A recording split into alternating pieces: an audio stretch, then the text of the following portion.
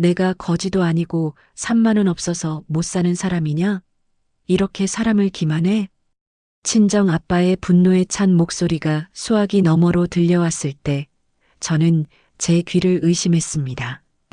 분명 어제 칠순 잔치가 끝나고 남편은 장인어른 용돈 섭섭지 않게 신경 좀 썼다며 큰 소리를 떵떵 쳤거든요. 달랑 3만 원을 넣어놓고는 그 생색을 냈던 겁니다. 열이 받을 대로 받은 저 당장 가서 따지는 대신 이를 갈며 다짐했죠. 그래, 어디 너도 똑같이 당해봐. 한 달 뒤 대망의 시아버지 칠순잔치. 저는 남편이 우리 아빠에게 했던 짓 똑같이 되돌려줬는데요. 단돈 3만 원으로 시작된 통쾌한 복수국 지금 시작합니다. 시작하기 전에 좋아요 버튼 꾹 눌러주세요. 여러분들 하루에 축복이 가득하길 기원합니다. 다들 인생에서 되돌리고 싶은 순간이 한 번쯤은 있으시죠? 저에게 그 순간이 언제냐고 물으신다면 저는 주저없이 3년 전 그날 촌스러운 점퍼를 입고 나온 그 남자를 만났던 그 카페에서의 시간을 꼽을 거예요. 그때는 그저 조금 특이한 사람을 만났구나 싶었는데 지금 생각해보면 그때 도망쳤어야 했던 게 맞는데 말이죠. 사실 저는 결혼에 목매는 스타일은 아니었고 제 능력으로 벌어서 부모님 용돈 넉넉히 드리고 제 취미생활 즐기며 사는 골드미스 라이프가 꽤 만족스러웠거든요. 회사 동료들은 다들 육아에 시달리며 피부가 푸석해질 때 저는 주말마다 골프 치러 다니고 맛집 탐방 다니면서 여유를 즐겼으니까요. 그런데 제 인생에 태클을 건 건 다름 아닌 저희 이모였는데 이모는 만날 때마다 저를 달달 볶아 먹었습니다. 수진아, 너 언제까지 혼자 살래? 여자는 나이 들면 다 소용없다. 내가 진짜 진국인 남자 하나 알아왔으니까 딱 한 번만 만나봐. 응? 이모의 성화에 못 이겨나간 자리였는데 카페 문을 열고 들어서는 순간 저는 제 눈을 의심할 수밖에 없었어요. 약속 장소 구석 자리에 앉아있는 남자의 꼴이 정말 가관이었거든요.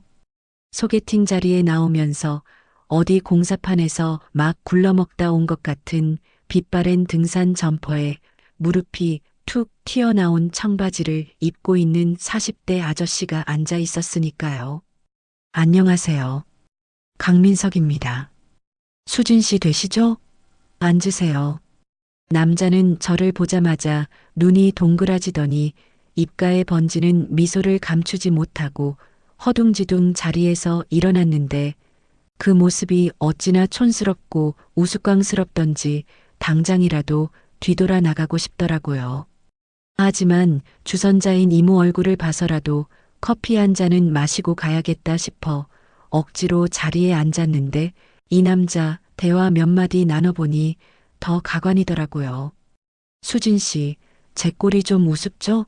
사실 이 점퍼 10년 입은 겁니다. 저는 제 몸 치장하는 돈이 세상에서 제일 아깝더라고요.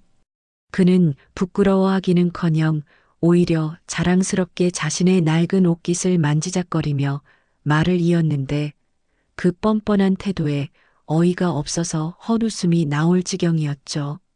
그런데 이어지는 그의 말에 저는 묘하게 설득이 되고 말았는데요. 지금 생각하면 그게 바로 악마의 속삭임이었던 것 같아요.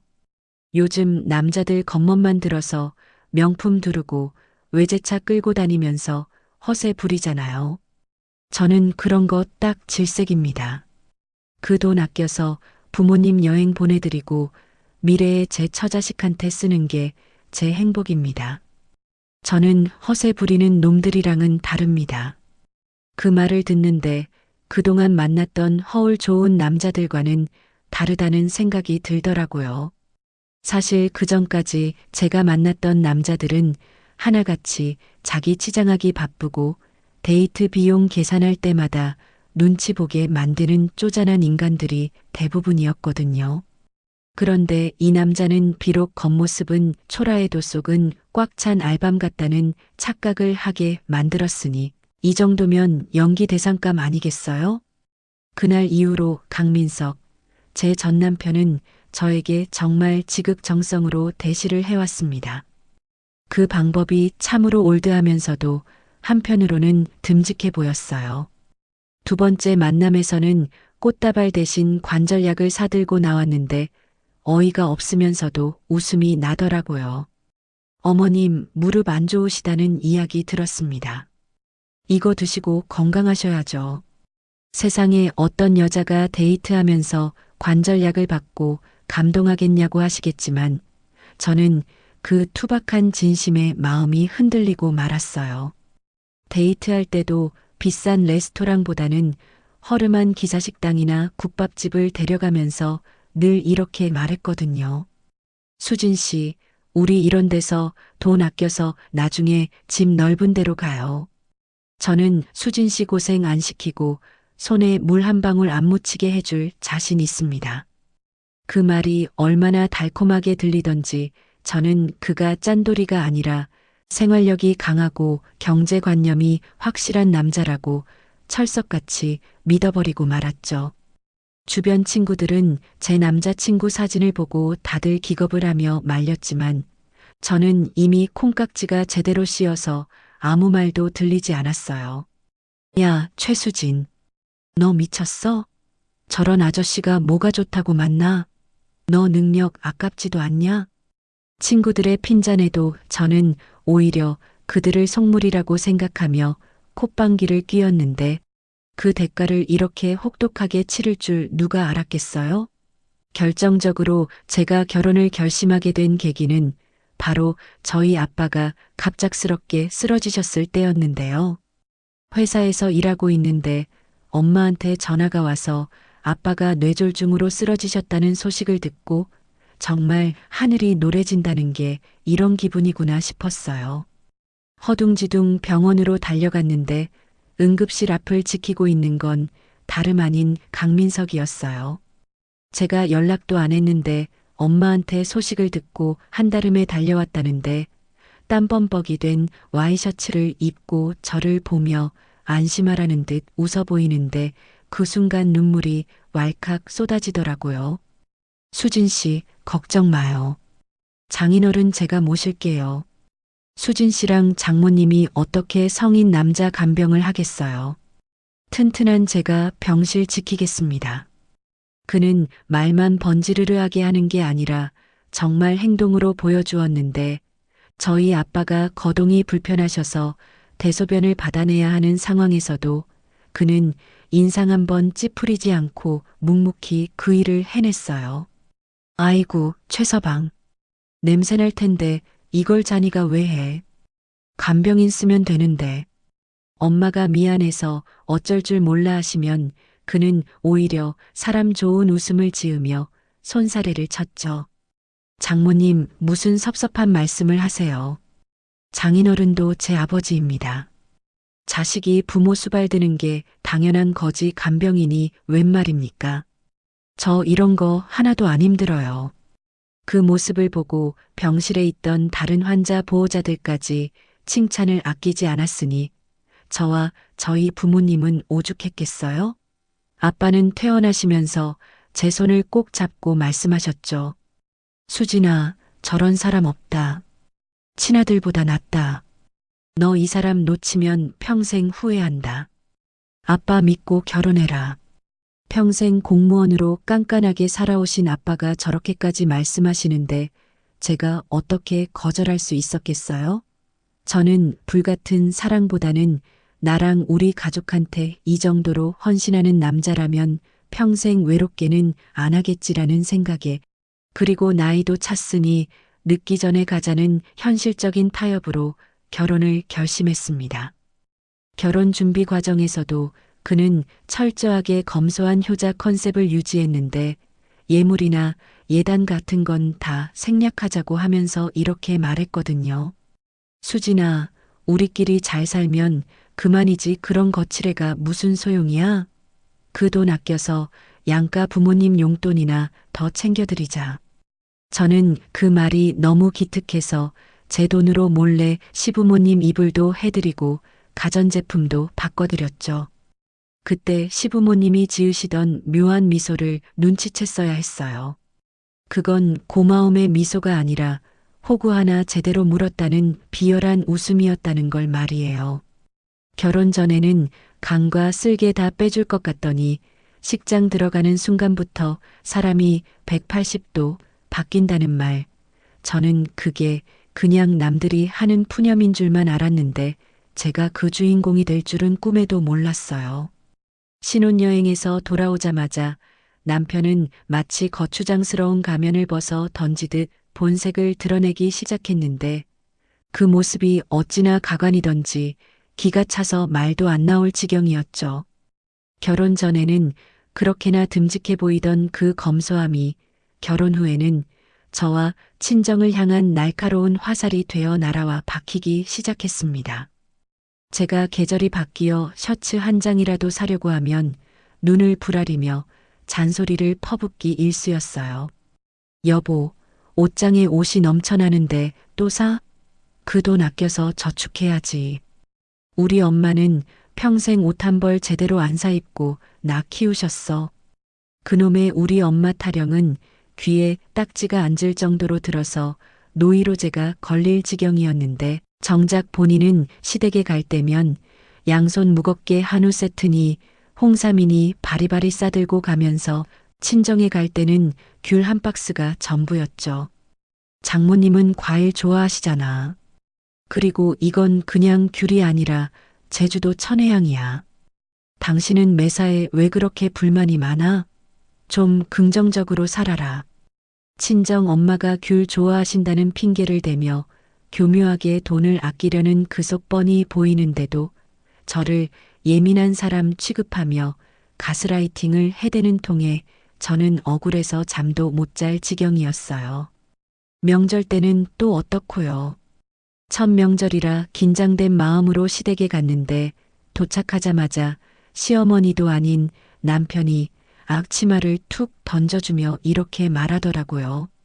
자, 이제 며느리 도리는 해야지. 나는 운전하느라 피곤하니까 좀 쉴게. 그러고는 소파에 드러누워 TV 리모컨을 잡고 낄낄거리는데 정말이지 등짝을 한 대 후려갈 끼고 싶더라고요.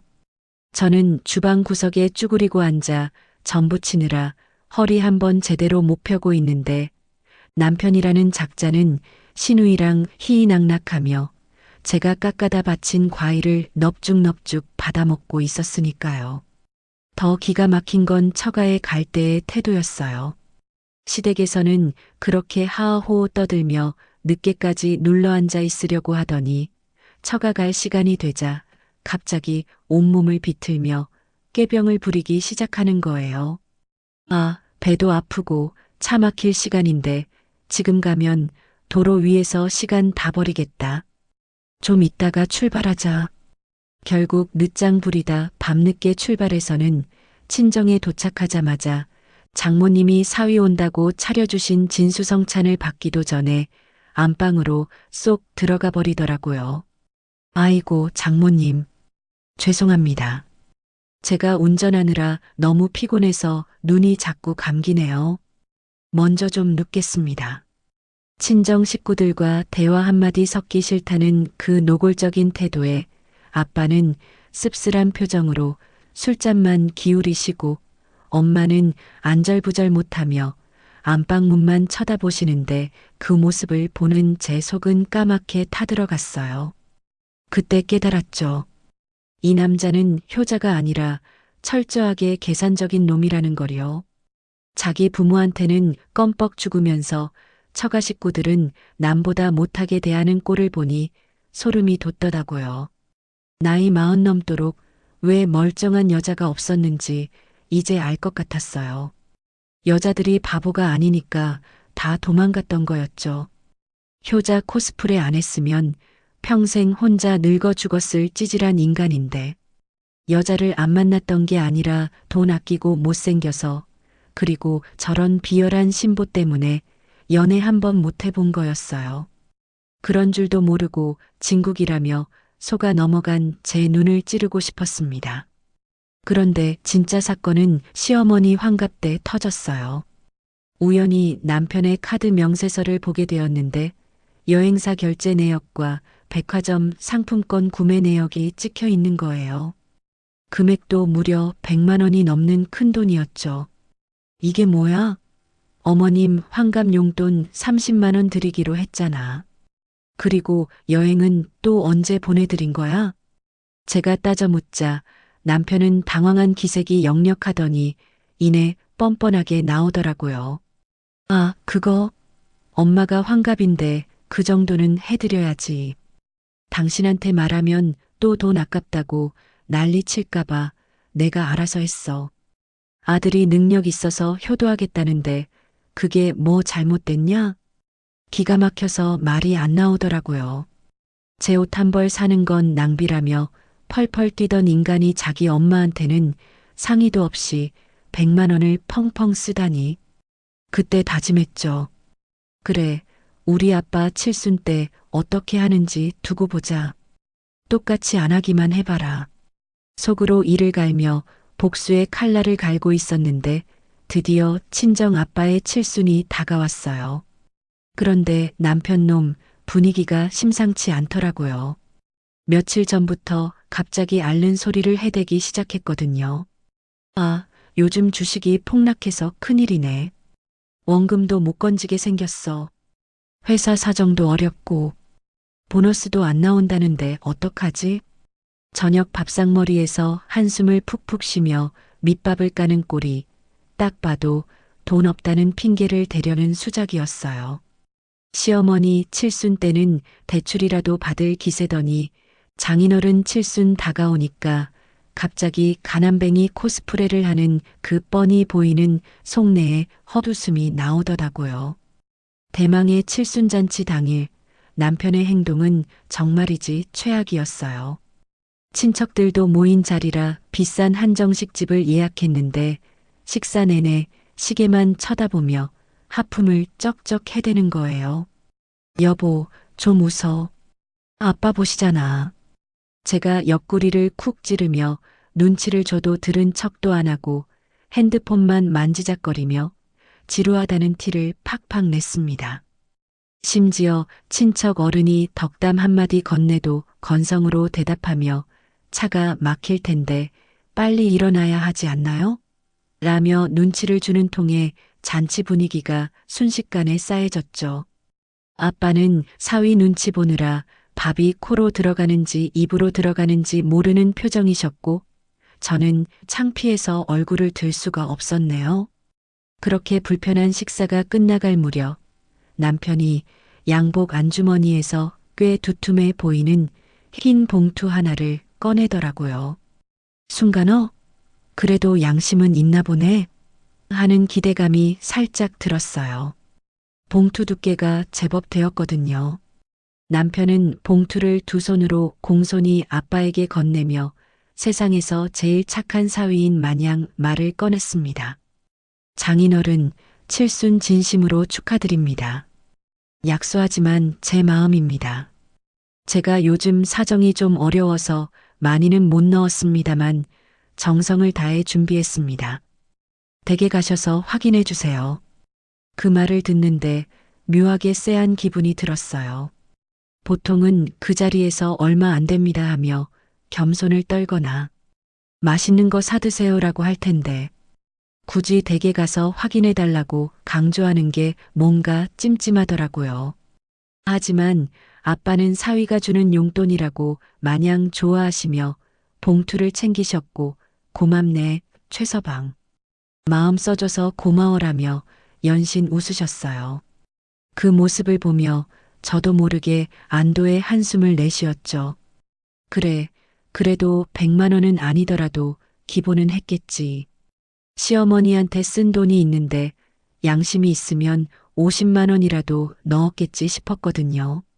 집으로 돌아오는 차 안 운전대를 잡은 남편의 표정이 묘하게 밝아 보였어요.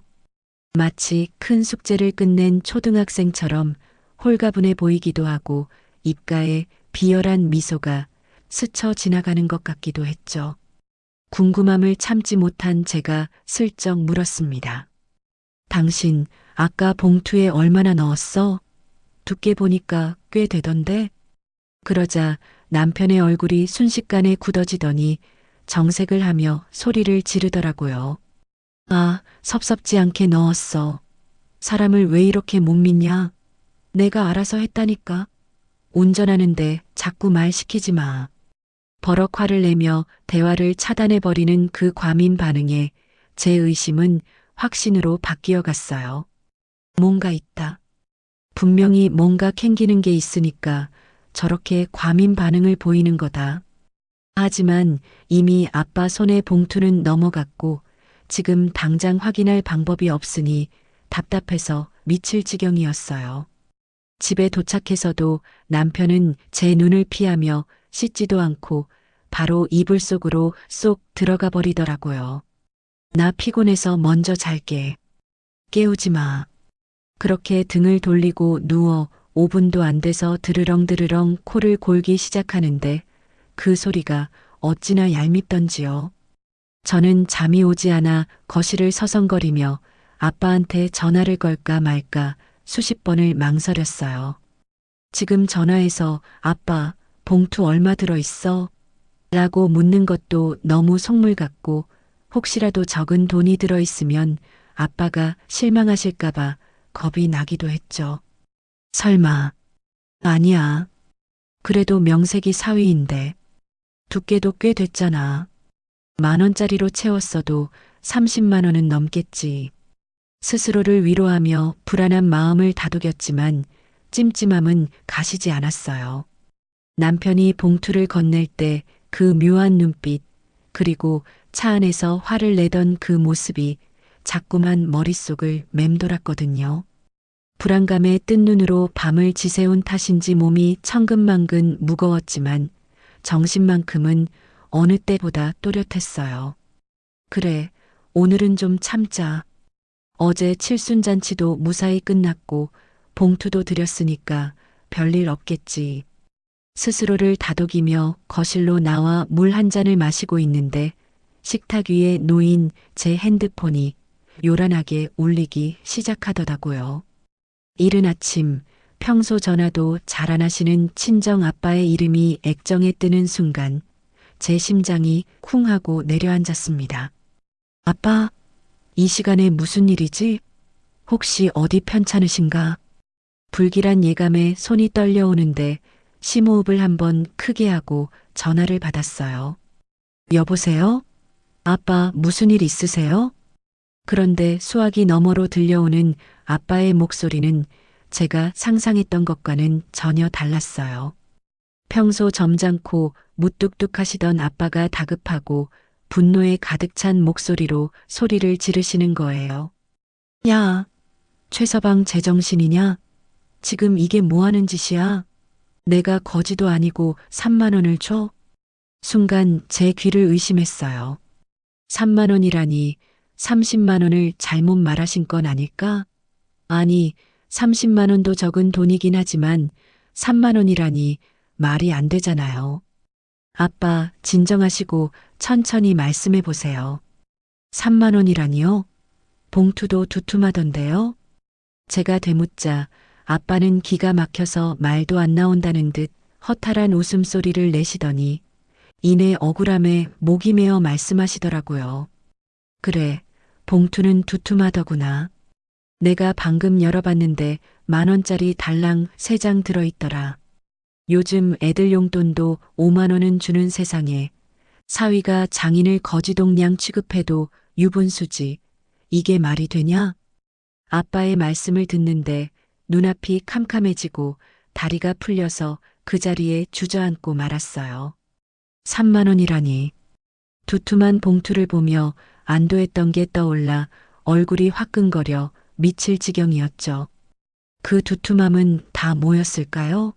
남편이 제 눈을 속이기 위해 무슨 짓을 했는지 짐작이 가자 소름이 돋더라고요. 아빠, 그 안에 뭐 다른 건 없었어요? 편지라든지. 제가 떨리는 목소리로 묻자 아빠는 더 기가 막힌다는 듯 한숨을 푹 쉬시며 말씀하셨어요. 그래, A4 종이 곱게 접혀 있더라. 뭐라고 쓰여 있는지 아냐? 장인어른, 이번 달 생활비도 부족하네요. 죄송합니다. 아내한텐 비밀로 해주세요. 이게 사람 새끼가 할 짓이냐? 힘들면 그냥 말로 하지. 뒤에서 이렇게 사람을 기만해? 내가 3만 원 없어서 못 사는 사람이냐? 그 순간 제 머릿속에서 뭔가가 끊어지는 소리가 들렸어요. 단순히 돈이 없어서 그런 게 아니었어요. 시댁에는 100만 원짜리 여행 상품권의 용돈까지 펑펑 쓰면서 친정 아빠는 돈 쓰기 아까운 존재 취급을 한 거잖아요. 게다가 저한테 비밀로 해달라는 그 비열한 쪽지 내용까지. 남편은 저를 속이고 아빠를 기만하며 이중적인 쇼를 하고 있었던 거예요. 이게 자식? 감히 우리 아빠를. 분노가 머리끝까지 치솟아 올라 당장 안방으로 달려들어가 자고 있는 남편 멱살을 잡고 흔들고 싶었어요. 아니, 뺨이라도 한 대 후려갈기고 너 제정신이냐? 소리치고 싶었죠. 하지만 방문 손잡이를 잡는 순간 멈칫하고 말았는데요. 지금 가서 따지면 뭐라고 할까? 분명히 실수라고 발뺌하겠지. 돈 세다가 잘못 들어간 거다. 착각했다. 미안하다. 그러고는 뻔뻔하게 넘어가려고 할 거야. 남편의 그 능글맞은 태도가 눈에 선하더라고요. 만약 지금 제가 감정적으로 폭발해버리면 이 인간은 또다시 교묘한 거짓말로 상황을 모면하고 저를 예민한 사람 취급할 게 뻔했어요. 그리고 시댁 식구들은 장인한테 실수 좀 한 거 가지고 왜 그러냐며 제 편은커녕 남편 감싸기에 급급하겠죠. 안 돼. 이렇게 어설프게 끝낼 순 없어. 더 확실하게 다시는 꼼짝 못하게 만들어야 해. 저는 심호흡을 하며 쿵쾅거리는 심장을 진정시켰어요. 지금 필요한 건 분노가 아니라 차가운 이성이었습니다. 남편이 제 아빠의 자존심을 짓밟았으니 저 또한 남편의 가장 아픈 곳을 찔러줘야죠. 그리고 그 무대는 남편이 그토록 끔찍이 아끼는 시댁 식구들 앞이어야만 했어요. 아빠, 정말 죄송해요. 제가 면목이 없어요. 수화기 너머로 아빠의 거친 숨소리가 들려왔어요. 평생 자식들한테 싫은 소리 한 번 안 하시고 묵묵히 희생만 해오신 분이 칠순날 사위한테 이런 모욕을 당하셨다니 가슴이 찢어지는 것 같았습니다. 수진아, 내가 화내서 미안하다. 네가 죄송할 게 뭐 있냐? 그놈이 못 되쳐먹은 거지. 내가 화가 나는 건 돈 액수 때문이 아니다. 나를 얼마나 우습게 봤으면 이런 짓을 하나 싶어서 그래. 내 딸이 저런 놈이랑 살고 있다는 게 분통 터져서 그런다. 아빠의 그 말씀에 눈물이 왈칵 쏟아졌지만 꾹 참았어요. 지금 울 때가 아니잖아요. 복수하려면 독해져야 하니까요. 아빠, 부탁 하나만 들어주세요. 지금 그 3만 원이랑 쪽지, 사진 좀 찍어서 저한테 보내주세요. 글씨 잘 보이게 선명하게요. 그리고 당분간은 모른 척하고 계셔주세요. 제가 제대로 갚아줄게요. 제 목소리에 서린 살기를 느끼셨는지 아빠는 잠시 침묵하시더니 나직하게 말씀하셨어요. 그래, 알았다. 네가 하자는 대로 하마. 전화를 끊고 나서 한참 동안 멍하니 서 있었어요. 아빠가 보내주신 사진 속에는 구겨진 10,000원짜리 3장과 남편의 악필로 휘갈겨 쓴 종이가 선명하게 찍혀 있었어요. 그 사진을 보는 순간 제 안에 마지막 남은 미련과 정이 산산조각이 나버렸죠. 강민석, 너 오늘 제삿날 받아놓은 줄 알아라. 저는 눈물을 닦고 거울을 보며 표정 관리를 시작했어요. 퉁퉁 부은 눈을 찬물로 씻어내고 억지로 입꼬리를 올려 웃는 연습을 했죠. 완벽한 복수를 위해서는 철저하게 감정을 숨겨야 했으니까요. 주방으로 가서 쌀을 씻고 찌개를 끓이기 시작했어요. 도마 위에서 칼질하는 소리는 마치 제 분노를 대변하는 것 같았죠. 탁, 탁. 채소를 써는 게 아니라 남편을 난도질하고 싶다는 생각이 들 정도로 살벌한 칼질이었지만 겉으로는 평온한 척 콧노래까지 흥얼거렸어요. 식탁 위에 김이 모락모락 피어오르는 된장찌개와 갓 지은 하얀 쌀밥을 올려놓으며 저는 마지막으로 표정을 점검했습니다. 거울 속에 비친 제 얼굴은 방금 전까지 분노로 일그러져 있던 그 여자가 맞나 싶을 정도로 평온해 보였는데 이게 바로 여자의 변신은 무죄라는 말인가 싶더라고요. 냄새 좋다. 당신 오늘따라 부지런하네. 드디어 안방 문이 열리고 남편이 부스스한 머리를 긁적이며 걸어 나왔어요. 퉁퉁 부은 눈, 늘어진 러닝셔츠 바람으로 하품을쩍하고 내뱉는 저 인간이 제 남편이라니. 그리고 우리 아빠 가슴에 대못을 박은 장본인이라니. 속에서 뜨거운 용암이 부글부글 끓어오르는 것 같았죠. 당장이라도 저 뜨거운 찌개 뚝배기를 그 면상에 엎어버리고 야, 이 나쁜 놈아 라고 소리치고 싶은 충동이 목구멍까지 차올랐지만 저는 허벅지를 꼬집으며 억지로 입꼬리를 끌어올렸습니다. 일어났어? 얼른 앉아. 당신 좋아하는 두부 많이 넣었어. 제 목소리가 조금 떨렸던 것 같기도 한데 남편은 눈치채지 못하고 식탁 의자를 끌어당겨 앉더라고요. 숟가락을 들기 전 그는 묘하게 제 눈치를 살피며 슬쩍 떠보듯이 말을 꺼냈어요. 참, 아까 전화기 울리던데 누구야? 이 시간에? 그의 눈동자가 불안하게 흔들리는 걸 저는 놓치지 않았어요. 찔리는 게 있으니 혹시라도 장인어른 전화일까봐 겁이 나는 거겠죠. 저는 그 불안을 확신으로 그리고 그 확신을 다시 방심으로 바꿔주기 위해 세상에서 가장 상냥한 목소리로 거짓말을 시작했어요. 아, 아빠한테 전화 왔었어. 순간 남편의 숟가락을 든 손이 허공에서 멈칫하더라고요. 꿀꺽 하고 마른 침을 삼키는 목울대가 적나라하게 보였죠. 아, 그래. 별말 없으시고? 애써 태어난 척하지만 목소리가 갈라지는 게 느껴졌어요. 저는 뜸을 들이지 않고 바로 폭탄이 아닌 사탕 발림을 던져주었죠. 응, 별일은 아니고 당신한테 너무 고맙다고 전해달라시네. 어제 칠순잔치 신경 써준 것도 고마운데 용돈까지 두둑하게 챙겨줘서 정말 감동하셨대.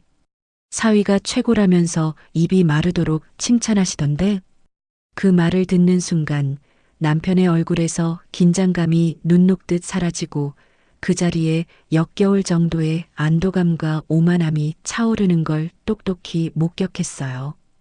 휴, 다행이다. 역시 장인어른은 나한테 껌뻑 죽어. 비밀 지켜주셨네. 하긴 그 깐깐한 양반이 딸 걱정시킬까봐 말 못할 줄 알았지. 남편의 속마음이 마치 자막처럼 제 눈앞에 둥둥 떠다니는 것 같았어요. 그는 안심했다는 듯이 의자 등받이에 거만하게 기대앉으며 밥을 크게 한술 떠먹더라고요. 그러고는 저를 향해 보란 듯이 훈계질을 시작하는데 정말이지 그 입을 찢어버리고 싶었습니다. 거봐, 내가 뭘 했어? 신경 썼다니까? 당신은 남편을 너무 의심해서 탈이야. 내가 그래도 장남이고 맞사위인데 기본은 하지. 섭섭하게 하겠어? 입안에 밥알이 훤히 보이도록 쩝쩝거리며 말하는데 그 뻔뻔함에 기가 차서 말이 안 나오더라고요. 3만 원을 넣어놓고 신경 썼다고 말하는 저 강철 같은 멘탈은 도대체 어디서 나오는 걸까요? 그러게. 내가 당신 마음도 모르고 괜한 걱정을 했나 봐. 미안해, 여보. 제가 고개를 숙이며 사과하는 척하자 남편은 기가 살아서 더 신나게 떠들어댔어요. 그래, 앞으로는 내 말 좀 믿어. 장모님도 나 좋아하시고 장인어른도 나만 보면 싱글벙글 하시잖아. 이게 다 내가 평소에 잘해서 그런 거야. 당신은 복 받은 줄 알아야 해. 나같이 처가에 잘하는 남자가 어디 흔한 줄 알아? 자화자찬이 끝도 없이 이어지는데 저는 식탁 밑에서 주먹을 꽉 쥐고 부들부들 떨었어요. 손톱이 손바닥을 파고들어 피가 날 것 같았지만 그 고통으로 정신을 붙잡았죠. 그래, 짖어라. 실컷 짖어도 그 혀가 너를 옥죄는 올가미가 될 날이 머지 않았으니까. 남편이 기분이 좋아져서 콧노래까지 흥얼거리며 출근 준비를 하는 동안 저는 본격적으로 다음 단계 작전에 돌입했어요. 바로 다음 달로 다가온 시아버지 칠순잔치를 미끼로 던지는 것이었죠. 남편이 넥타이를 매고 있을 때 제가 슬그머니 다가가서 말을 건넸어요. 여보, 다음 달 아버님 칠순잔치 말이야. 왜? 호텔 예약은 확인했어? 응, 다 했어. 근데 당신 요새 주식 때문에 사정 어렵다며. 보너스도 안 나온다고 하고. 제가 걱정스러운 표정을 지으며 운을 띄우자 남편은 바로 미끼를 물더라고요. 얼굴에 그늘을 들이우며 엄살을 피우기 시작한 거죠. 그러게 말이야. 아버지 칠순이라 크게 해드리고 싶은데 자금 사정이 영 안 좋네. 마이너스 통장을 써야 하나 고민 중이야. 저놈의 거짓말. 저는 속으로 비웃으며 결정적인 한 방을 날렸어요. 그래서 말인데 이번 아버님 칠순 비용이랑 용돈은 내가 전담할게. 당신은 신경 꺼. 내가 그동안 적금 부은 것도 있고 이번에 회사에서 성과급도 좀 넉넉하게 나올 것 같거든. 정말 당신이 다 낸다고? 남편의 눈이 번쩍 뜨이는 게 보이더라고요. 돈 들어가는 일이라면 벌벌 떠는 구두쇠가 공짜라니 얼마나 좋겠어요. 응, 내가 며느리로서 아버님께 제대로 효도 한번 하고 싶어서 그래. 호텔 식대부터 아버님 용돈까지 내가 책임질게. 당신은 그냥 몸만 와서 아들 노릇만 해. 내가 우리 시아버지 기 살려드려야지. 와, 우리 마누라 최고네. 당신이 그렇게까지 효심이 깊은 줄 몰랐네. 알았어. 당신만 믿을게. 나는 그럼 선물만 간단하게 준비하면 되나? 남편은 입이 귀에 걸려서 제 어깨를 두드리고 난리도 아니었어요. 자기 지갑에서 돈 한 푼 안 나가게 생겼으니 덩실덩실 춤이라도 출 기세였죠. 제가 파해놓은 함정인 줄도 모르고 제 발로 성큼성큼 걸어 들어가는 꼴이 참으로 가소로웠습니다. 아니 선물도 필요 없어. 용돈 두둑하게 드릴 거니까. 당신은 가서 아버님 기분만 잘 맞춰드려. 내가 아주 거하게 쏠 거니까 기대해도 좋아. 오케이. 아, 오늘따라 당신 너무 예뻐 보인다. 다녀올게. 남편은 룰루랄라 휘파람까지 불며 현관문을 나섰어요. 그 뒷모습을 보며 저는 현관문이 닫히자마자 싸늘하게 식은 눈빛으로 중얼거렸어요. 그래, 기대해라. 평생 잊지 못할 칠순잔치를 만들어줄 테니. 남편이 출근하자마자 저는 지체 없이 은행으로 향했어요. 창구에 가서 번호표를 뽑고 기다리는데 심장이 쿵쾅거려서 터질 것만 같았어요. 제 차례가 되어 창구 직원에게 3만 원을 내밀었죠. 신권으로 좀 바꿔주시겠어요? 선물할 거라서요. 깨끗한 돈으로 부탁드립니다. 직원이 건네준 빳빳한 10,000원짜리 3장.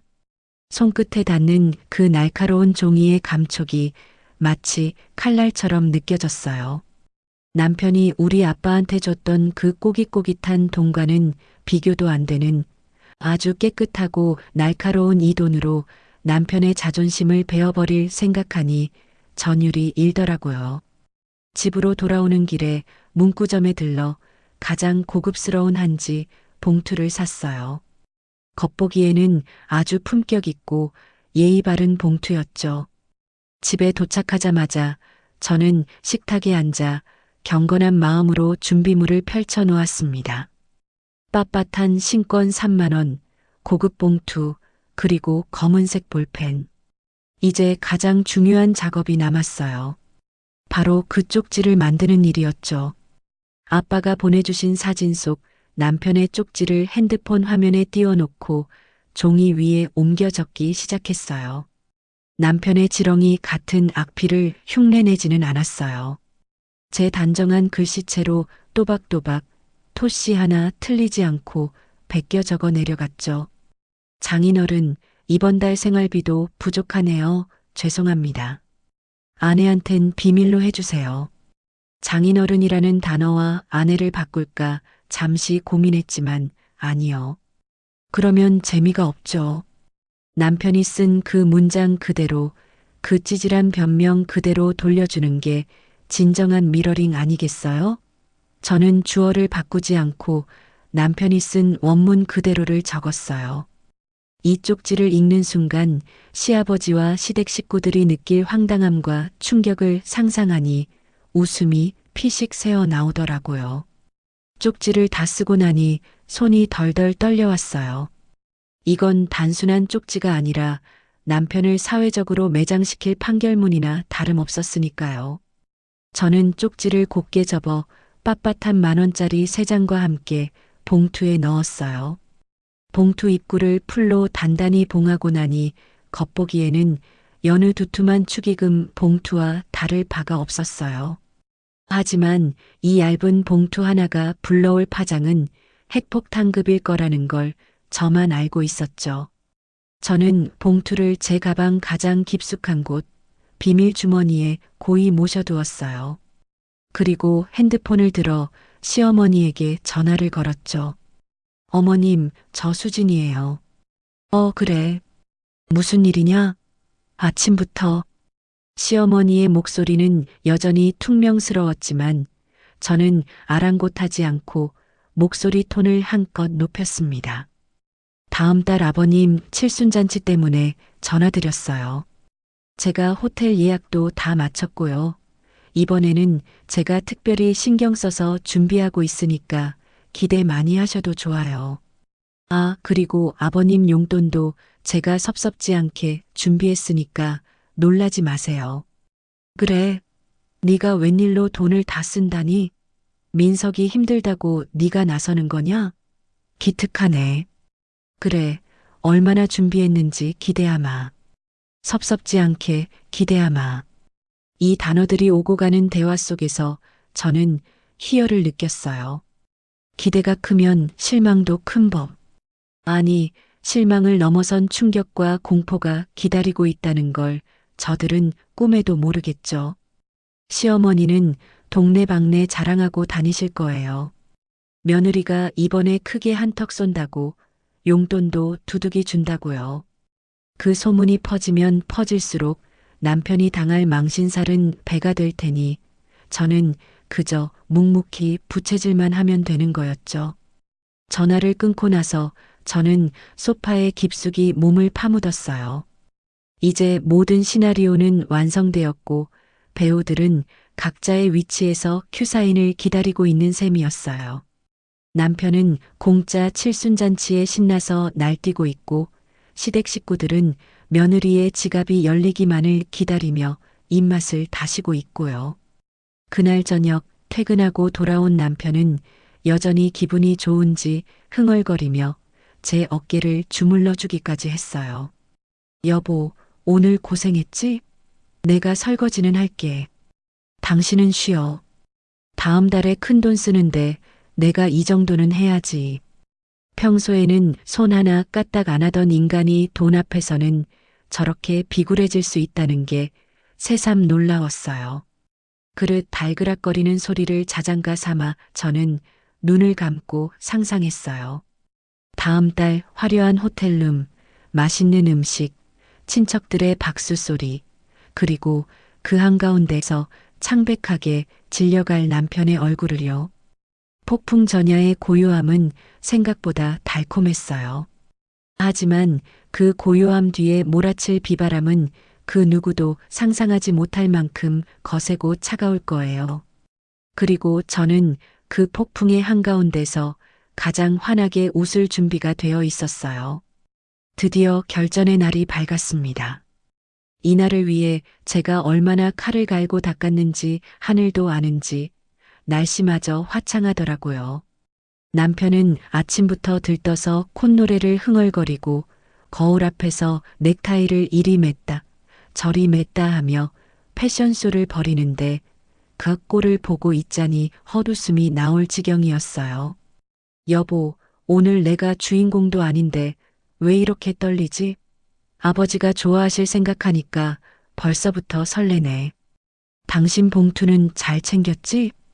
남편이 확인 사살하듯 물어보길래 저는 가방 깊숙한 곳에 넣어둔 그 시한폭탄 같은 봉투를 톡톡 두드리며 상냥하게 대답해 주었죠.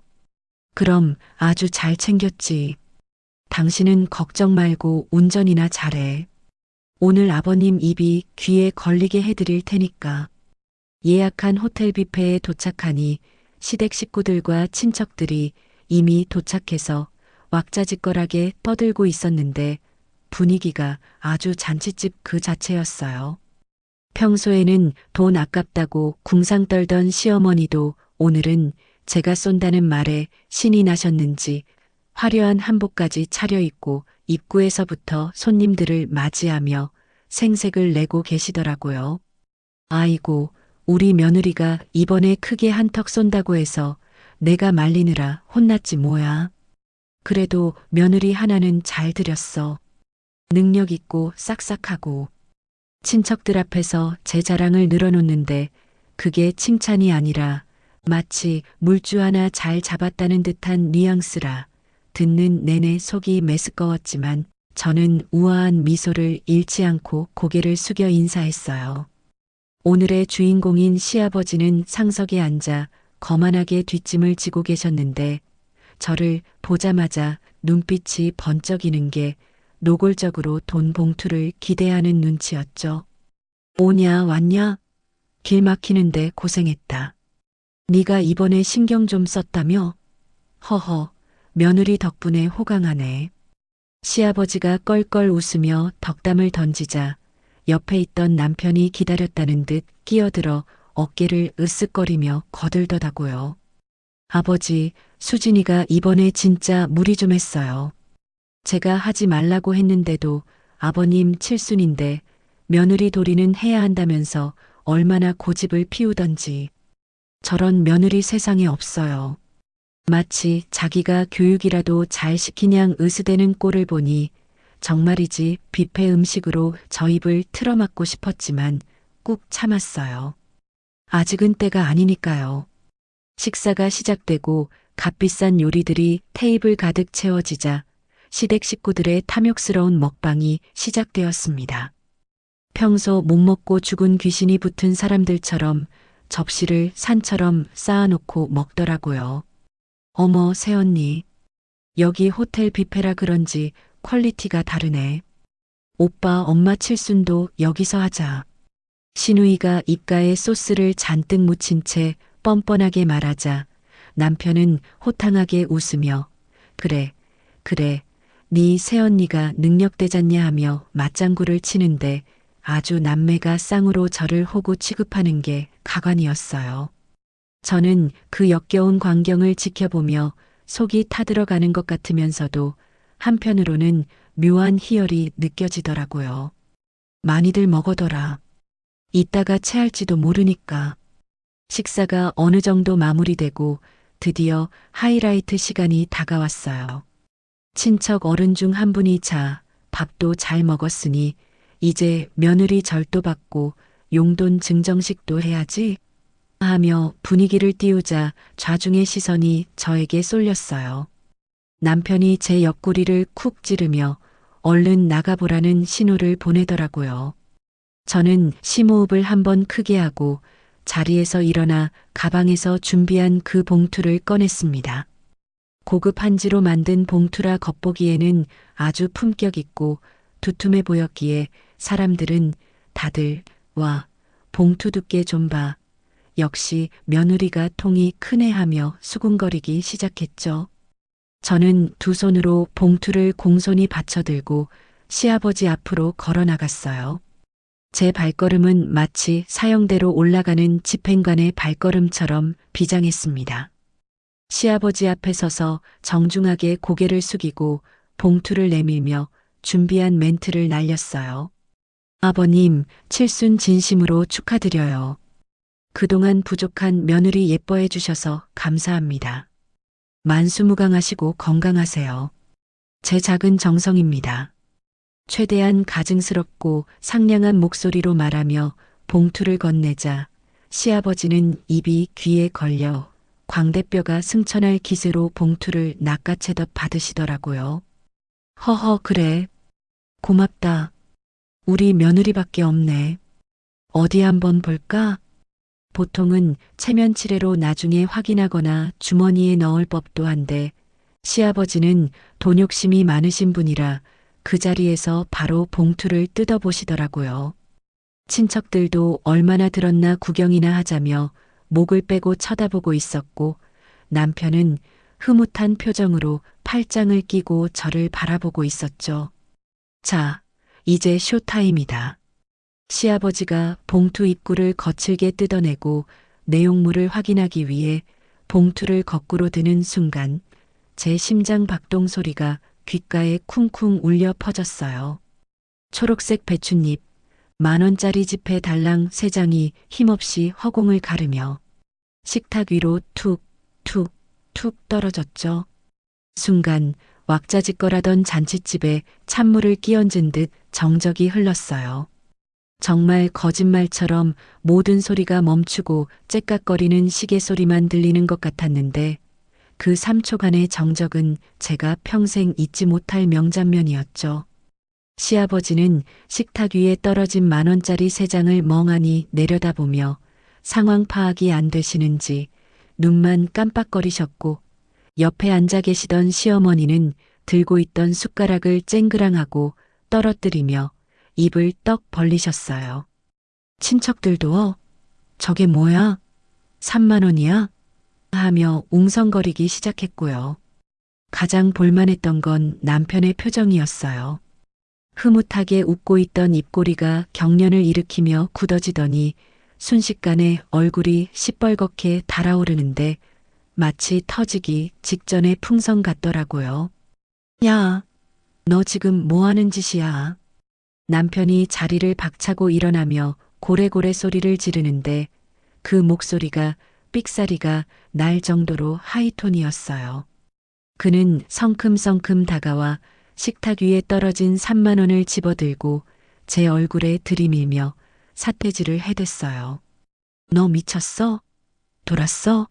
아버지 칠순에 30,000원? 장난해 지금? 이게 무슨 망신이야? 남편의 고함 소리에 시아버지는 그제야 정신이 드셨는지 부들부들 떨리는 손으로 식탁을 짚으며 겨우 몸을 지탱하시더라고요. 얼굴이 울그락불그락해지셔서 말도 제대로 못하고 컥컥거리는 소리만 내시는데 당장이라도 뒷목 잡고 쓰러지실 것 같았어요. 너, 이게 무슨 짓이냐? 30,000원이라니. 시아버지가 버럭 소리를 지르자 시어머니도 득달같이 달려들어 제 등짝을 후려갈기려고 손을 치켜드셨어요. 네가 드디어 미쳤구나. 너만 믿으라더니 감히 시아버지 칠순에 똥물을 끼얹어? 당장 무릎 꿇고 빌지 못해? 아수라장이 따로 없었어요. 친척들은 혀를 차며 저를 페류나 보듯 쳐다보고 시누이는 핸드폰으로 이 상황을 찍어야 하나 말아야 하나 안절부절 못하고 있었죠. 남편은 분을 이기지 못해 씩씩거라며 제 어깨를 거칠게 잡아챘어요. 야, 말 좀 해봐. 봉투가 바뀐 거야? 실수한 거지? 그렇다고 말해. 빨리. 남편은 끝까지 현실을 부정하고 싶었나 봐요. 제발 실수라고 봉투가 잘못된 거라고 말해주길 바라는 그 간절하고 비겁한 눈빛을 보며 저는 차갑게 식은 눈으로 그를 똑바로 쳐다봤습니다. 그리고 아주 또렷하고 차분한 목소리로 그곳에 있는 모든 사람이 들을 수 있게 입을 열었어요. 실수 아니야. 정확하게 넣은 거야. 30,000원. 제 대답에 남편은 뒤통수를 한 대 맞은 표정으로 멍해지더니 이내 더 악을 쓰며 달려들었습니다. 뭐, 정확해? 야, 이 정신 나간 여자야. 우리 아버지가 너한테 3만 원짜리밖에 안 돼? 네가 인간이야? 저는 남편의 손을 거칠게 뿌리치며 한 발짝도 물러서지 않고 맞섰어요. 이제는 제가 반격할 차례였으니까요. 왜? 기분 더러워? 쪽팔려 미치겠어? 제가 비소 섞인 목소리로 쏘아붙이자 남편은 움찔하며 뒷걸음질 쳤어요. 당신이 지금 느끼는 그 기분, 지난달 우리 아빠 칠순 때 우리 아빠가 느꼈던 기분이야. 당신이 우리 아빠한테 한 짓이랑 토씨 하나 안 틀리고 똑같이 한 건데 왜 지랄이야?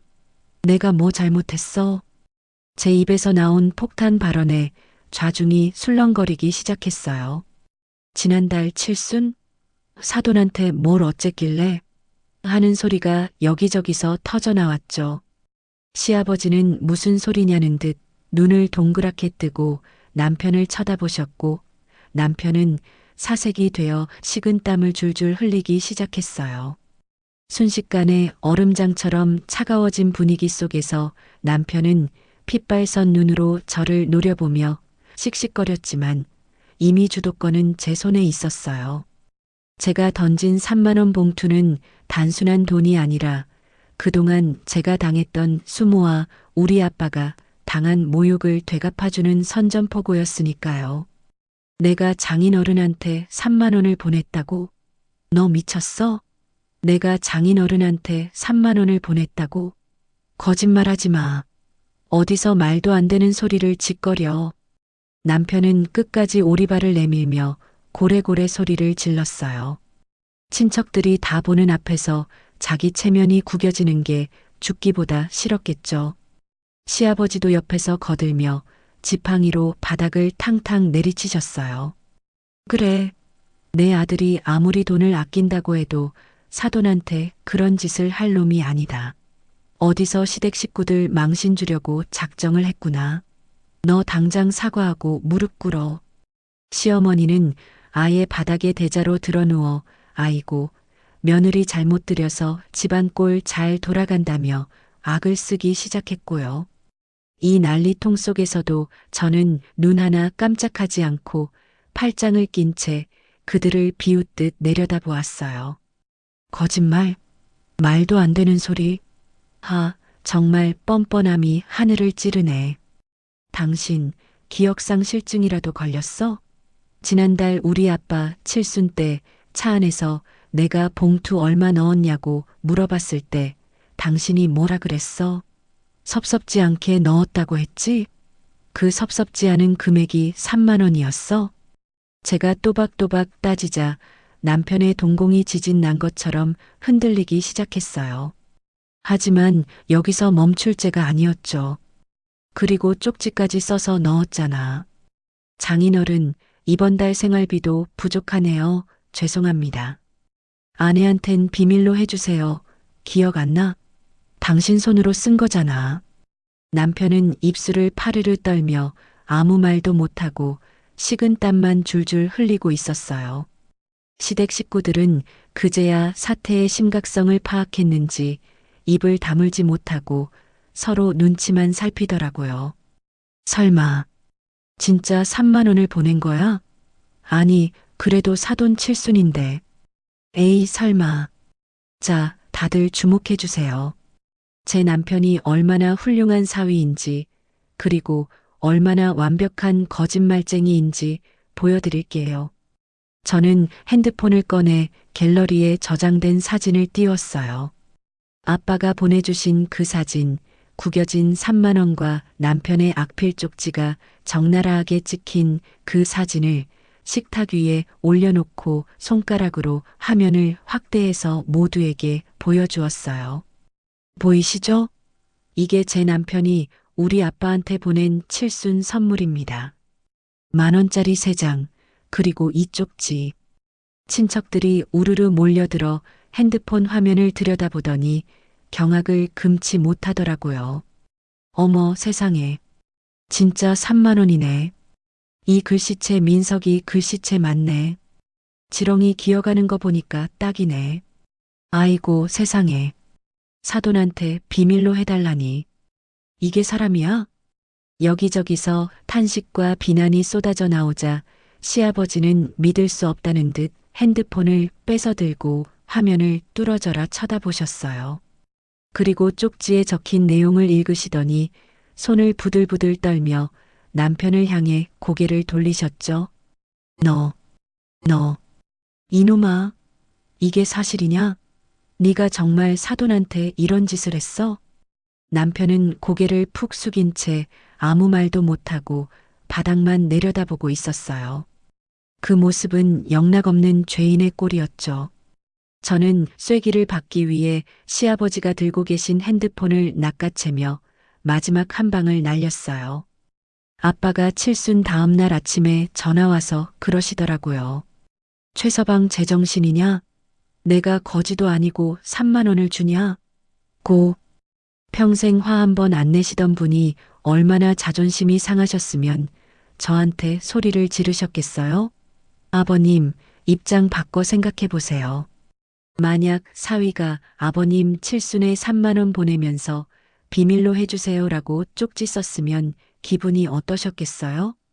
시아버지는 할 말을 잃으셨는지 입만 벙긋거리시더니 갑자기 뒷목을 잡고 어이쿠, 나 죽는다 하며 쓰러지는 신용을 하시더라고요. 하지만 아무도 부축해주는 사람이 없었어요. 다들 남편의 만행에 치를 떨며 혀를 차고 있었으니까요. 아버님도 거지 취급 당해보시니까 기분이 더러우시죠? 우리 아빠는 오죽하셨겠어요? 시댁에는 여행도 보내드리고 용돈까지 펑펑 쓰면서 친정에는 3만 원? 그것도 아까워서 벌벌 떨면서 제 폭로에 시어머니가 벌떡 일어나더니 남편의 등짝을 후려갈기기 시작했어요. 이 미친놈아, 네가 제정신이야? 어떻게 사돈한테 3만 원을 해? 네가 사람 새끼야? 내가 너를 그렇게 가르쳤어? 시어머니의 등짝 스매싱에 남편은 엄마 아파. 그만해. 하며 비명을 질렀지만 시어머니는 멈추지 않았어요. 아들의 잘못을 꾸짖는 척하면서 자기 체면을 살리려는 쇼라는 걸 알았지만 남편이 처맞는 꼴을 보니 속이 다 시원하더라고요. 잔치상은 이미 엎어졌고 시아버지의 칠순잔치는 난장판이 되어버렸지만 제 속은 오히려 10년 묵은 채증이 내려가는 듯 시원했어요. 3만 원이라는 푼돈으로 시아버지의 자존심을 긁어놓은 대가는 혹독했지만 그보다 더 비참한 건 남편의 바닥을 확인하는 순간이었죠. 남편은 얼굴이 하얗게 질린 채 덜덜 떨면서도 끝까지 자신의 잘못을 인정하려 들지 않았는데 그 모습이 어찌나 추하고 비겁해 보이던지 구역질이 날 지경이었어요. 심지어 그는 억울하다는 듯 가슴을 치며 궤변을 늘어놓기 시작했습니다. 아니야. 여보, 내 말 좀 들어봐. 내가 진짜 3만 원을 넣었겠어? 그럴 리가 없잖아. 내가 미쳤어? 그는 마치 세상에서 제일 억울한 누명을 쓴 사람처럼 팔짝 뛰며 부인했지만 이미 드러난 증거 앞에서는 그 어떤 변명도 통하지 않는다는 걸 본인만 모르는 눈치였어요. 돈 세다가, 그래, 돈 세다가 몇 장 빠졌나 봐. 내가 30만 원 세서 넣었는데 봉투에 넣으면서 흘렸나 보지. 그래, 분명히 그런 거야. 내가 얼마나 꼼꼼한 성격인지 알잖아. 이런 실수를 할 리가 없어. 돈을 세다가 27만 원을 흘렸다는 그 말도 안 되는 논리에 기가 차서 헛웃음이 나오더라고요. 지나가던 개가 웃을 소리였죠. 게다가 쪽지까지 써서 넣은 건 어떻게 설명할까요? 하지만 저는 더 이상 그와 말씨름을 하고 싶지 않았어요. 이미 마음은 떠났고 남은 건 확실한 정리뿐이었으니까요. 저는 그가 무슨 말을 하든 무시하고 가방 속에서 미리 준비해 온 노란 봉투 하나를 꺼냈어요. 오늘 아침 남편이 콧노래를 부르며 씻으러 들어간 사이에 제가 몰래 챙겨 나왔던 그 봉투. 그 안에는 우리의 결혼 생활을 끝낼 종지부가 들어 있었죠. 자, 여기. 선물이야. 저는 봉투를 남편 얼굴을 향해 냅다 던져버렸어요. 봉투 모서리가 그의 뺨을 스치고 바닥으로 떨어지자 그 안에서 하얀 서류 뭉치가 쏟아져 나왔는데 맨 위에 적힌 이혼 소장이라는 네 글자가 선명하게 눈에 들어왔습니다. 남편은 믿을 수 없다는 듯 서류를 집어들고 손을 부들부들 떨었어요. 시어머니도 뭐, 이혼? 하며 기절초풍할 듯 소리를 질렀고요. 하지만 저는 그들의 반응을 즐기듯 팔짱을 끼고 차갑게 내려다보았어요. 장인을 거지 취급하고 아내를 기만하고 이중적인 태도로 사람 피 말려 죽이는 놈이랑은 1초도 못 산다는 제 단호한 의지를 보여준 거죠. 그제야 정신이 번쩍 들었는지 남편은 사색이 되어 무릎을 꿇고 제 다리를 붙잡고 매달리기 시작했어요. 방금 전까지 억울하다며 길길이 날뛰던 모습은 온데간데 없고 세상에서 제일 비굴한 표정으로 애원하는 꼬라지를 보니 정말이지 정이 뚝 떨어지더라고요. 여보, 내가 잘못했어. 한 번만 봐줘. 내가 진짜 죽을 죄를 지었어. 다시는 안 그럴게. 제발 이혼만은 하지 말자. 응? 우리 신혼부부잖아. 그는 눈물 콧물 범벅이 되어 빌었지만 제 마음은 이미 싸늘하게 식어버린 뒤였어요. 신혼? 걔나 줘버리라지. 신혼은 그가 우리 아빠 3만 원으로 모욕한 순간 끝났고 그의 맹세 따위는 지나가던 개가 짖는 소리보다 못하게 들렸으니까요. 저는 그를 벌레 보듯 쳐다보며 발로 걷어차고 싶었지만 더러워서 참았어요. 대신 시아버지를 향해 고개를 돌렸죠. 시아버지는 이 상황이 너무 충격적이고 쪽팔리셨는지 아무 말도 못하고 고개를 푹 숙인 채 식은땀만 흘리고 계셨어요. 아까 뒷목 잡고 쓰러지는 척 하시더니 이혼 소장이 나오니까 진짜로 쓰러질 것 같으신 눈치였죠. 시아버지는 얼굴이 홍당무처럼 빨개져서 어쩔 줄 몰라 하시다 결국 자리를 박차고 도망치듯 룸 밖으로 나가버리셨어요. 칠순 잔치는커녕 집안 망신 잔치가 되어버렸으니 견딜 수가 없으셨겠죠. 친척들도 혀를 차며 하나둘씩 자리를 뜨기 시작했고요. 남편은 친척들이 다 떠나고 텅 빈 룸에 덩그러니 남겨져서 망연자실한 표정으로 주저앉아 있었는데 일말의 동정심조차 들지 않더라고요. 저는 그런 그에게 마지막으로 쐐기를 박았습니다.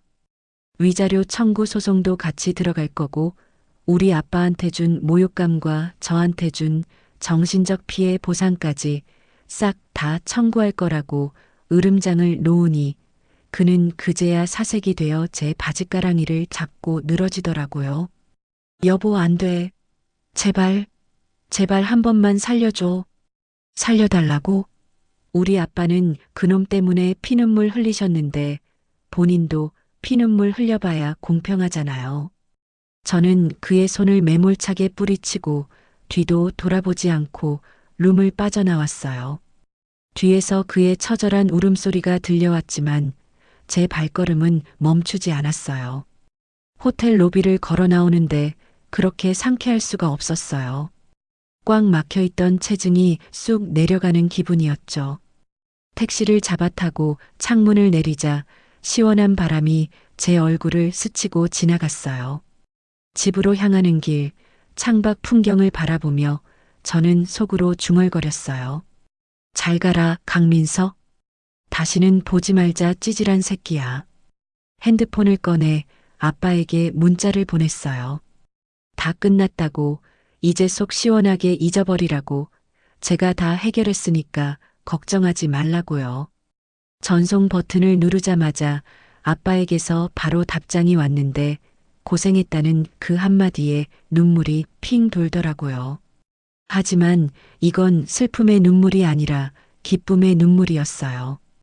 이제 다시는 그 누구도 우리 가족을 무시하지 못하게 만들 거예요.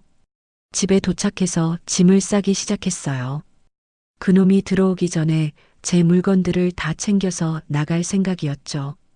이 집구석에는 미련 한 톨도 남지 않았으니까요. 캐리어에 옷가지들을 쑤셔 넣는데 문득 결혼식 날 그가 했던 말이 떠올랐어요.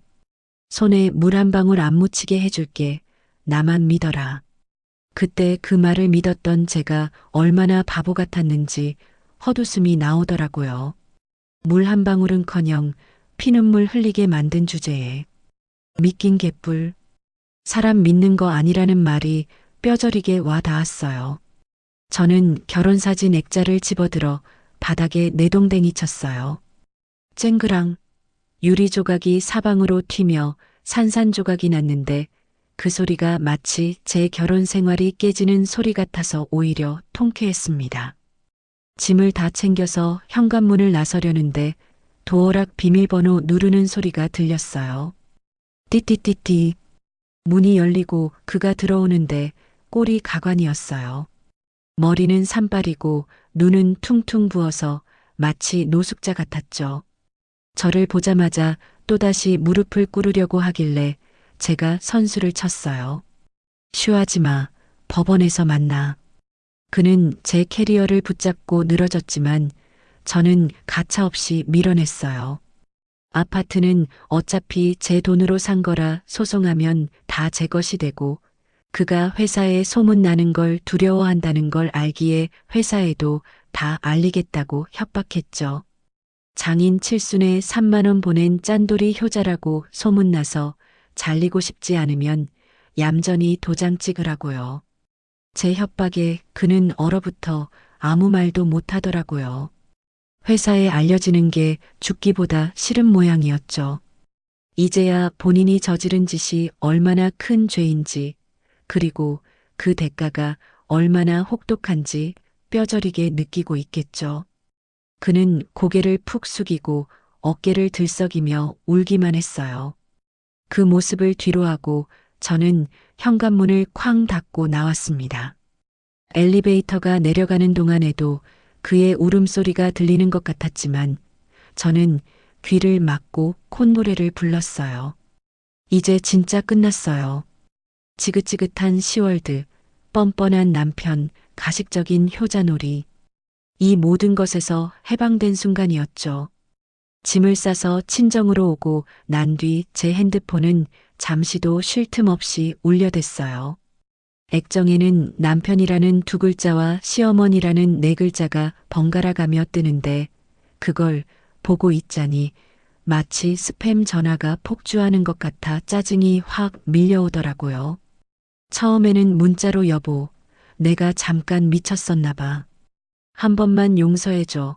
우리가 교육을 잘못 시켰다. 네가 마음이 넓으니 이해해달라며 회유와 읍소를 섞어가며 보내오더니 제가 묵묵부답으로 일관하며 읽지도 않자 나중에는 본색을 드러내기 시작했어요. 네가 감히 시댁 어른들을 능멸해? 독한 년, 너 어디 잘 사나 보자라며 저주 섞인 협박 문자를 쏟아내는데 그 이중적인 태도를 보며 저는 다시 한번 확신했죠. 이 사람들은 사람이 아니라 괴물이라는 것을요. 저는 가차없이 그들의 번호를 모조리 차단해버렸어요. 쓰레기는 쓰레기통에 버려야지 다시 주워 담아 재활용할 생각 따위는 추호도 없었으니까요. 하지만 단순히 차단하는 것으로 이 복수가 완성될 리는 없었죠. 그 인간이 가장 두려워하는 것이 무엇인지 저는 뼈저리게 잘 알고 있었거든요. 평생을 남들에게 보여지는 나에 집착하며 살아온 그 인간에게 가장 큰 형벌은 바로 그 가짜 가면을 만천하에 벗겨버리고 사회적으로 매장시키는 것이었어요. 밖에서는 점잖고 능력 있는 과장님, 효자 아들 코스프레를 하며 살아온 그 인간의 실체를 까발리는 것만큼 통쾌한 복수는 없다고 생각했기에 저는 아주 은밀하고도 치밀하게 작전을 짰어요.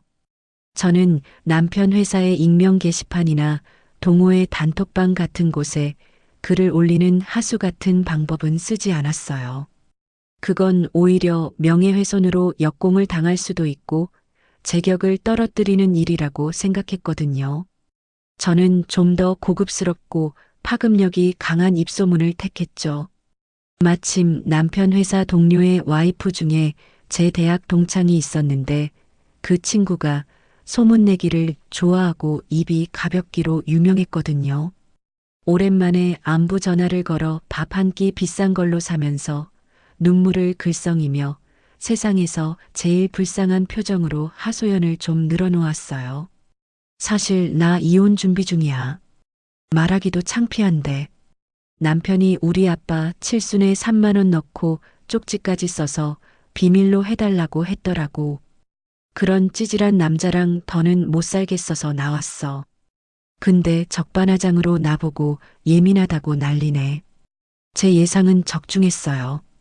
그 친구는 입을 떡 벌리며 경악하더니 그날 저녁 바로 남편 동료들에게 이 기가 막힌 3만 원 칠순 봉투 사건을 퍼날랐죠. 소문은 발이 달린 게 아니라 날개가 달린 것처럼 삽시간에 회사 전체로 퍼져나갔고 남편은 하루아침에 3만 원 짠돌이, 폐륜사위, 앞뒤 다른 이중인격자라는 불명예스러운 꼬리표를 달게 되었습니다. 나중에 건너 들리는 소문에 의하면 남편의 회사 생활은 그야말로 지옥 그 자체였다고 하더라고요. 점심시간에 밥을 같이 먹자는 사람도 없어서 혼자 편의점에서 컵라면을 사 먹거나 구석진 휴게실에서 도시락을 까먹으며 시간을 때운다고 했어요. 복도에서 마주치면 후배들조차 슬금슬금 피하거나 뒤에서 수군거리며 비웃었고 심지어 부장님마저 회식 자리에서 자네, 장인어른한테 3만 원 보냈다며 대단하다, 대단해라며 대놓고 면박을 줬다고 하니 멘탈이 남아날 리가 없었겠죠. 사회인 야구 동호회에서도 양아치 새끼랑은 같은 유니폼 입기 싫다며 강제 탈퇴를 당했다는 소식을 들었을 때 저는 꽉 막혔던 속이 뻥 뚫리는 쾌감을 느꼈어요. 회사에서는 투명 인간 취급을 당하고 저에게는 이혼 소송장까지 날아드니 그 인간은 벼랑 끝에 몰린 쥐꼴이 되었을 거예요. 아무리 저에게 빌어도 씨알도 안 먹히고 연락조차 닿지 않으니 그 얄팍한 머리로 굴린 마지막 수가 바로 옛적 약한 장인어른을 공략하는 것이었나 봐요. 우리 아빠가 평소에 싫은 소리 못하고 마음이 약하시다는 걸 악용해서 장인어른 바짓가랑이라도 잡고 늘어지면 제가 마음을 돌릴 거라고 착각한 거죠. 어느 평화로운 주말 오후였어요. 저는 친정에 가서 엄마가 부쳐주시는 김치전 냄새를 맡으며 모처럼 여유를 즐기고 있었는데 갑자기 대문 밖에서 동네가 떠나가라 고래고래 소리를 지르는 고함이 들려오더라고요. 장인어른, 장인어른, 제가 왔습니다. 문 좀 열어주세요. 제발 얼굴 좀 보여주세요. 익숙한 하지만 듣기만 해도 소름이 끼치는 그 목소리의 주인공은 바로 그 인간이었어요. 창문 틈으로 살짝 내다보니 꼴이 아주 가관이었는데 며칠 동안 씻지도 않았는지 머리는 떡이 져 있고 옷은 꼬질꼬질한 게 영락없는 노숙자 행색을 하고 대문 앞에서 무릎을 꿇고 있더라고요. 장인어른, 제가 죽을 죄를 지었습니다. 한 번만 용서해 주세요. 제가 3천만 원이라도 드리겠습니다. 제발 수진이 마음 좀 돌려주세요. 저 이대로는 못 헤어집니다. 3천만 원? 3만 원도 아까워서 벌벌 떨던 인간이 이제 와서 3천만 원을 운운하며 목청을 높이는 꼴이라니 정말이지 기가 차서 말이 안 나오더라고요. 동네 사람들 다 들으라고 일부러 더 크게 소리 지르는 것 같았는데 창피함은 오롯이 저와 부모님의 몫이었어요. 지나가던 동네 사람들이 혀를 차며 쳐다보는데 얼굴이 화끈거려 미치겠더라고요. 엄마는 놀라서 저 미친놈이 여기가 어디라고 와서 행패야. 내가 나가서 물을 확 끼얹어 버려야지 하며 나가보려고 하셨지만 아빠가 엄마를 제지하시더라고요. 아빠의 표정은 그 어느 때보다 차갑고 단호해 보였는데 평소에 그 온화하시던 아빠가 맞나 싶을 정도로 서늘한 기운이 감돌았어요. 내가 나가마. 둘은 방에 있어. 내가 끝을 내고 올게. 아빠는 품 안에서 꼬깃꼬깃한 봉투 하나를 꺼내 들고 마당을 가로질러 대문을 향해 걸어가셨어요. 그 봉투가 무엇인지는 저도 아빠도 너무나 잘 알고 있었죠. 바로 그 인간이 칠순잔치 때 아빠에게 모욕을 주며 건넸던 그 3만 원이 든 봉투였으니까요. 아빠는 그동안 그 봉투를 버리지 않고 품고 계셨던 거예요. 마치 오늘 같은 날이 올 줄 알고 계셨던 것처럼요. 끼익 하고 육중한 철대문이 열리자 그 인간은 살았다 싶었는지 무릎으로 기어서 아빠의 다리에 매달리기 시작했어요. 바짓가랑이를 부여잡고 올려다보는 그 눈빛에는 반성이나 후회보다는 어떻게든 이 위기를 모면해 보려는 비굴함만이 가득했죠. 장인어른, 흐흑, 제가 잘못했습니다. 제가 진짜 미쳤었나 봐요. 귀신이 씌었었나 봅니다. 한 번만 용서해 주시면 평생 머슴처럼 살겠습니다. 제발 수진이한테 이혼만은 하지 말라고 말씀 좀 해주세요. 저 수진이 없으면 죽습니다. 눈물 콧물 범벅이 되어 애원하는 그 꼴을 아빠는 마치 더러운 벌레를 보듯 싸늘하게 내려다보시더라고요. 그리고 아무 말씀 없이 품 안에서 꺼낸 그 꼬깃꼬깃한 봉투를 그 인간의 얼굴을 향해 힘껏 패대기 치셨어요. 봉투 입구가 열리면서 그 안에 들어있던 꼬깃꼬깃한 10,000원짜리 3장과 그 문제의 쪽지가 팔랑거리며 그 인간의 머리 위로 그리고 바닥으로 힘없이 흩어졌어요. 바람에 날려 이리저리 뒹구는 그 돈들을 보며 그 인간은 멍하니 입을 벌리고 굳어버렸죠. 자신이 던진 모욕이 부메랑이 되어 돌아온 순간이었으니까요. 그리고 이어진 아빠의 일갈은 제 평생 들었던 그 어떤 말보다도 통쾌하고 시원했어요. 목소리가 크지는 않았지만 그 안에 담긴 분노와 경멸의 무게는 천근만근이었죠. 야, 이 새끼야. 네 눈엔 내가 3천만 원 주면 딸 팔아먹는 노인네로 보이냐? 돈 필요 없으니까 썩 꺼져. 아빠는 바닥에 떨어진 3만 원을 손가락으로 가리키며 말을 이으셨습니다. 이거나 주워가라. 네 부모한테 가서 효도나 실컷 해 처먹어. 다시는 내 눈앞에 띄지 마라. 그땐 내가 네 놈 죽이고 감옥 간다. 빈말 아니다. 그 서슬 퍼런 경고에 그 인간은 숨도 제대로 쉬지 못하고 덜덜 떨기만 하더라고요. 평소 점잖기만 하던 장인어른이 이렇게 무서운 사람인 줄은 꿈에도 몰랐겠죠. 눈빛 하나로 사람을 얼려버릴 듯한 기세였으니까요. 하지만 여기서 끝이 아니었어요. 아빠는 대문 옆에 있던 장독대 위에서 굵은 소금이 담긴 바가지를 들고 나오시더니 주저앉아 멍하니 있는 그 인간의 머리에 냅다 뿌려버리셨어요. 하얀 소금 알갱이들이 소나기처럼 쏟아져 내려 그 인간의 머리와 어깨, 그리고 바닥에 흩어진 돈 위를 하얗게 뒤덮었어요. 에이, 재수없어, 썩 물러가.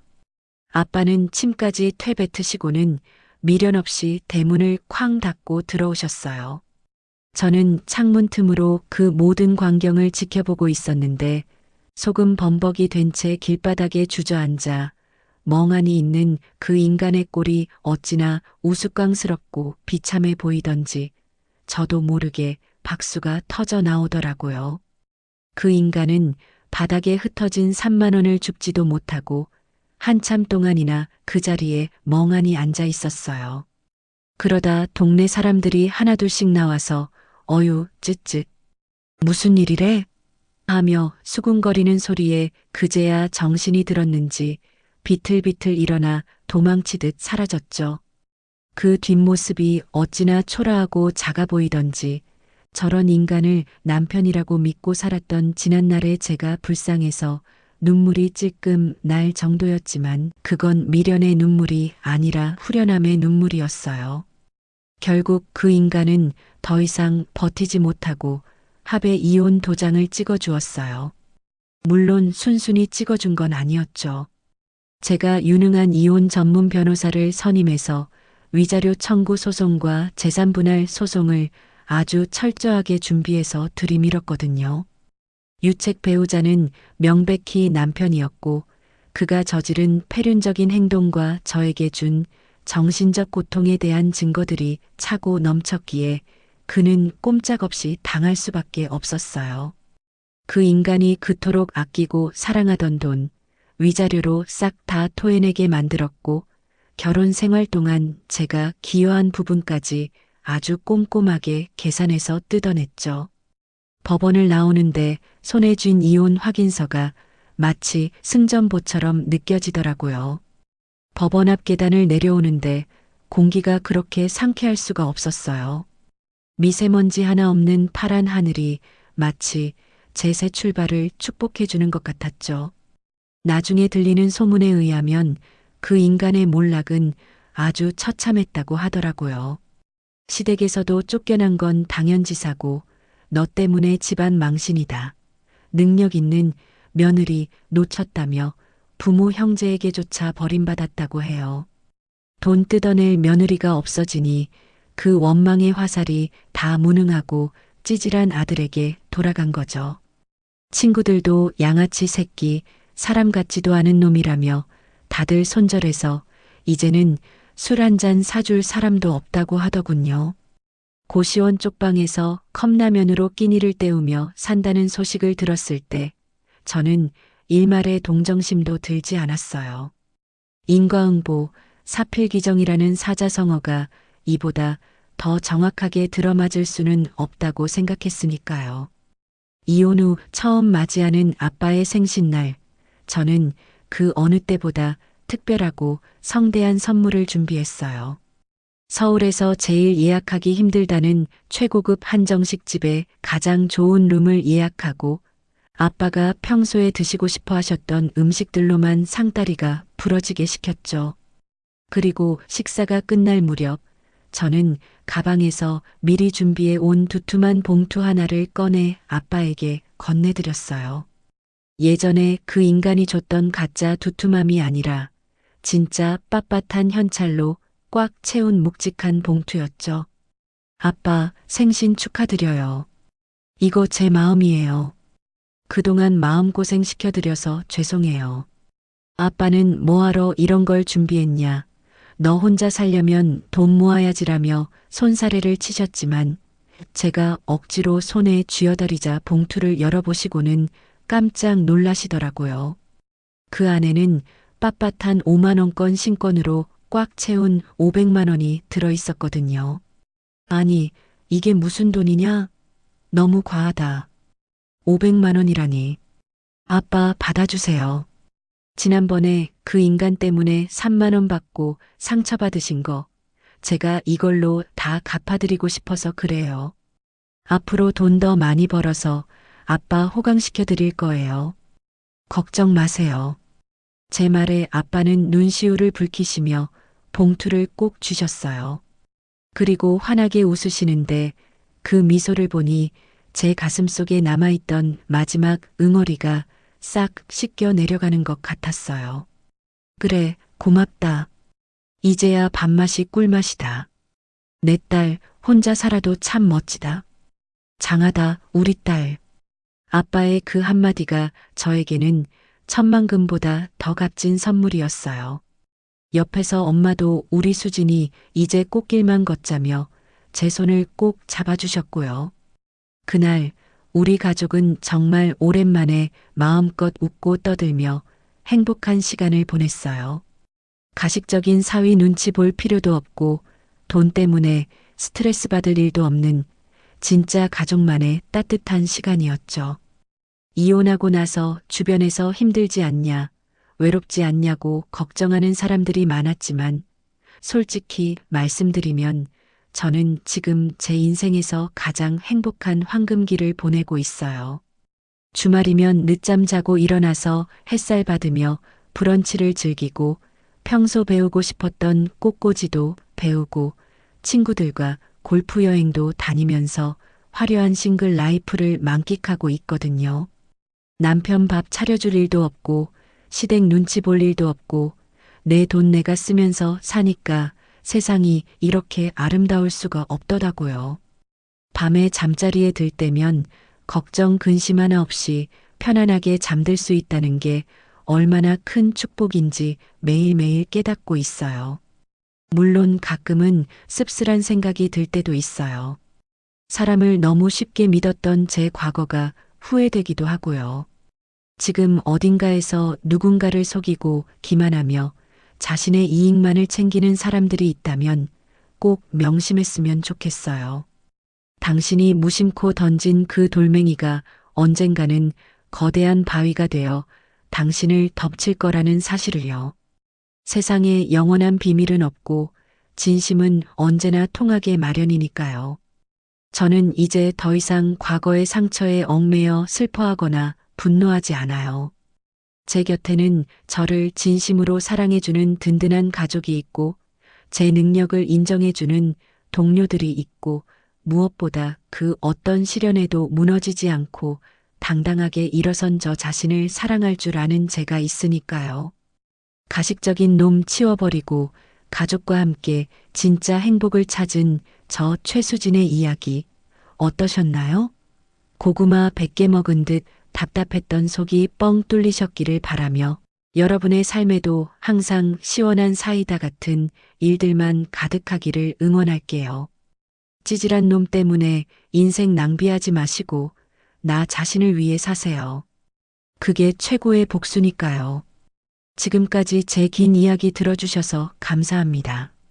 다들 행복하세요. 네, 오늘 들려드린 최수진님의 사연 어떻게 들으셨나요? 세상에, 장인어른 칠순에 3만 원이라니요. 그것도 쪽지까지 써서 비밀로 해달라니 정말 사람이 어떻게 저럴 수 있나 싶어서 주먹이 다 쥐어지더라고요. 하지만 우리 수진님, 정말 대단하지 않으신가요? 똑같이 3만 원 봉투로 대갚아주고 시댁 식구들 앞에서 그 뻔뻔한 낯짝을 만천하에 공개해버린 그 장면. 정말 10년 묵은 체증이 확 내려가는 기분이었습니다. 특히 마지막에 친정 아버님께서 소금 뿌리며 썩 꺼져 하실 때는 제가 다 속이 시원해서 박수를 쳤네요.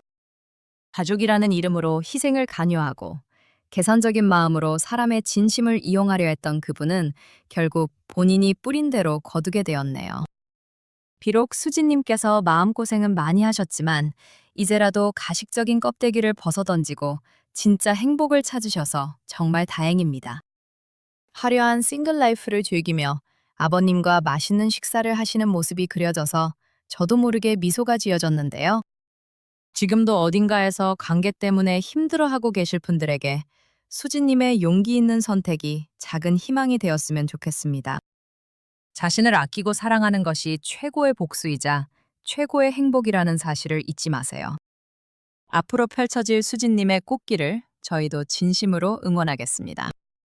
수진님께 응원의 댓글을 남겨주세요. 큰 위로가 돼줄 거예요. 오늘도 끝까지 함께 해주셔서 감사합니다.